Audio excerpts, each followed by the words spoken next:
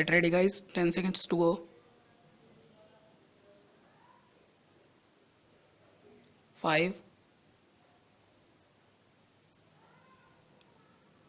On all the aforesaid three aspects and issues and claims based thereupon, an additional issue was that whether the charges can be claimed retrospectively for a period of 3 years and can continue further even if the consumer files a fresh test load report and also deposits the inspection charges for conducting a fresh inspection.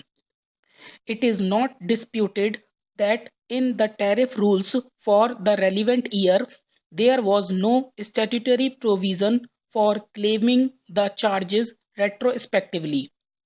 The claim for retrospective charges was only based upon office orders of the objector.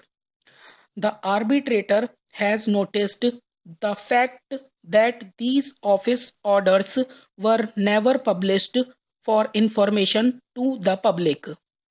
The counsel for the objector very fairly states that on this aspect of entitlement of claiming the charges retrospectively for 3 years, no objection has been preferred by the objector in this court, and that consequently no challenge is laid on this aspect of the award.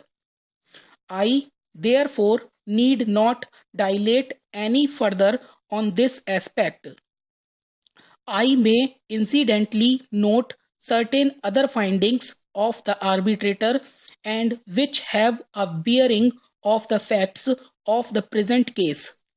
The arbitrator has noted that the petitioner gave a notice to the objector vid letter dated 30th July 1990 informing that the sister concern Messrs. Delta Electronics Private Limited had shifted from the premises in or about June 1990.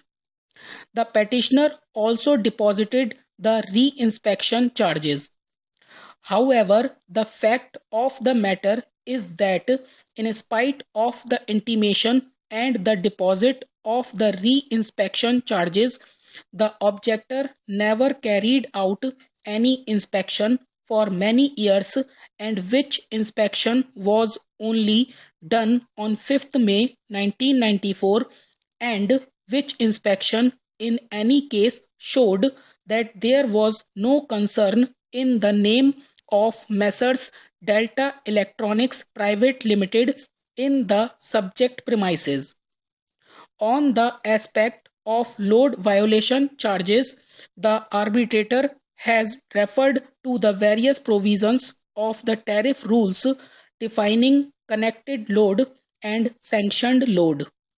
The arbitrator, on reference to the definitions, has found that the issue therefore pertains to violation of the sanctioned load only and not the connected load, in as much as the maximum demand indicator instrument did not support the stand of the objector that the load as found in the inspection dated 7th September 1989 was used by the petitioner. The scope of hearing objections to an award by means of a petition under sections 30 and 33 of the Arbitration Act 1940 is well settled. It is necessary before the court can interfere with the award that the arbitrator must have misconducted himself or the proceedings. If the arbitrator takes one plausible view, then it cannot be said that the arbitrator has misconducted himself or the proceedings merely because another view is possible from the same facts and circumstances on both the issues of load violation charges and misuse charges. the arbitrator has referred to the relevant provisions of the tariff rules, the provisions of the agreement, various documents, and the facts of the case to give one interpretation. This was thus a plausible view.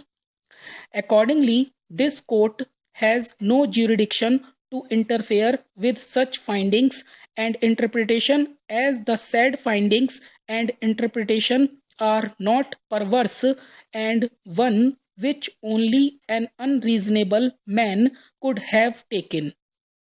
I am thus not inclined to interfere with the findings in the award. Further, it is a settled law that an arbitrator is the final fact finding authority.